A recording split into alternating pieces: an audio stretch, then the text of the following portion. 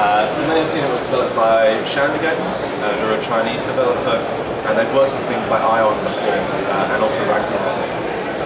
We'll be releasing it in German, English, French and Polish. Unfortunately no Spanish, and annoys a lot of people, I'm sorry about that. Don't worry, we really prefer to play in English. Okay, cool, perfect. And we have the rights for Europe and North America, and they'll be releasing concurrently as well. So what we're going to do today is Lee's going to, in a second, jump into the game and show us a few of the features of Eligium, starting off with the character selection screen. I'll start off by giving a little bit of background info to the story of Eligium. It's quite a complex one. It has a lot of detail in the game, but I'll just give you a very brief overview. Many years ago, the humans had a continent in the game, and a demon army invaded. They're always in factions of humans, they could never keep peace. They were destroyed by this demon army and had to find a new continent. So they set sail, found a new continent, and made an alliance with the races we're about to see. Unfortunately, as humans do, they couldn't keep this alliance, and they split it up again. And these two forces are the two factions in the game, which we'll see in just a second.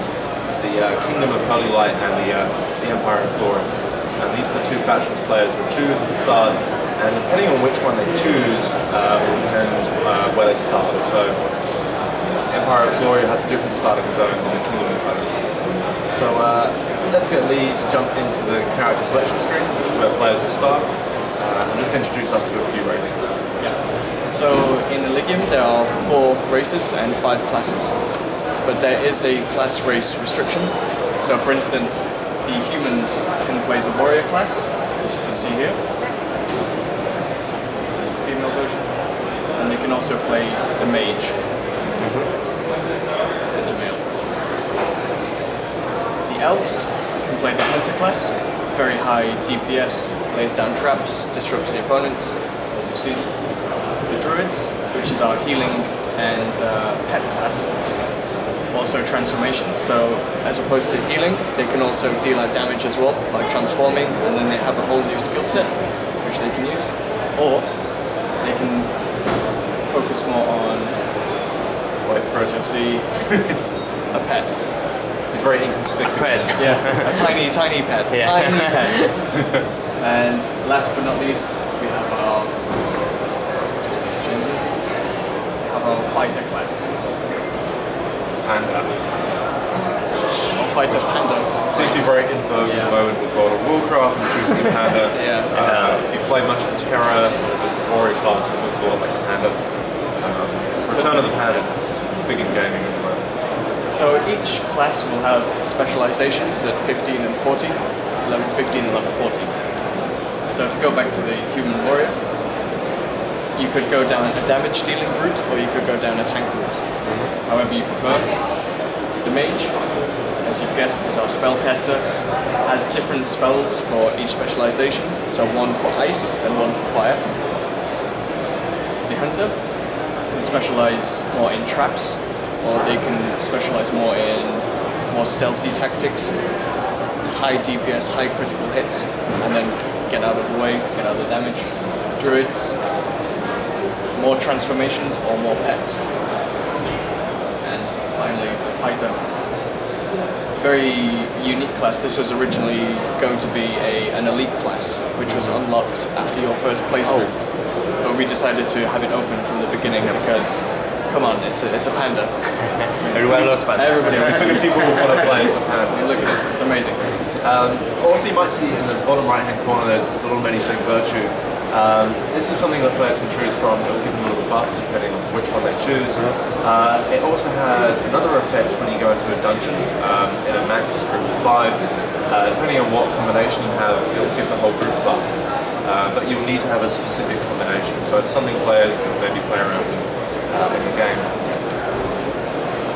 So let's jump into the game. We've got our pre-made panda here. Very dapper panda. With a top hat. So as we're loading up the game, I'll just quickly give you a brief overview of what makes Eligium. Eligium is a feature monster. It has a lot of features in it. For MMO players, they have one particular feature that is their favourite from another game, the chances are it is also an Eligium, and it will be in there for launch. So for really hardcore MMO players, it should have everything they expect from an MMO, and maybe a little bit more in terms of features, right from the get-go. And that's what I think is really going to be attractive about Eligium. Also, we want to showcase the fact that Eligium can be played however you want. So as you'll see with the skills and the item system, it really enables players to play how they want without being restricted.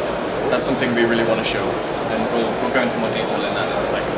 And just before we get started, I'll also very quickly mention, I don't know if I did, as with all of our other titles, it'll be a free-to-play title with an in-game cash shop, item shop. So, just to give you an idea of the place that we're in the moment, we're in a city called Sanctia. This is one of the capital cities for one of the factions. So it's going to be crucial for whether you choose this alliance or the other one. It's going to play a big part. This is the area that we're in, one of the continents. Again, very big in scale. And lastly, this is the world map. So we're How huge is the world map? well, we're just this tiny little dot here. And we have to go into this, full of these cities, and then we're here. But it's a very big area which will be opened up from the beginning. There's not going to be anything to come, so there's not going to be any locked areas. So you can explore everything from the beginning. It gives you an idea maybe of the scale. The Guild Wars version will have 300 versus 300 players, so there will be large areas for these type of combat. I'm not sure if you noticed. Hold on a sec. Do you notice anything about the right continent? Does it look like anything? Yes. It took us 3 days to get that. Yes. 3 days to realise this. And it took you 3 seconds. Brilliant. Lunch afterwards, maybe. Yeah. So.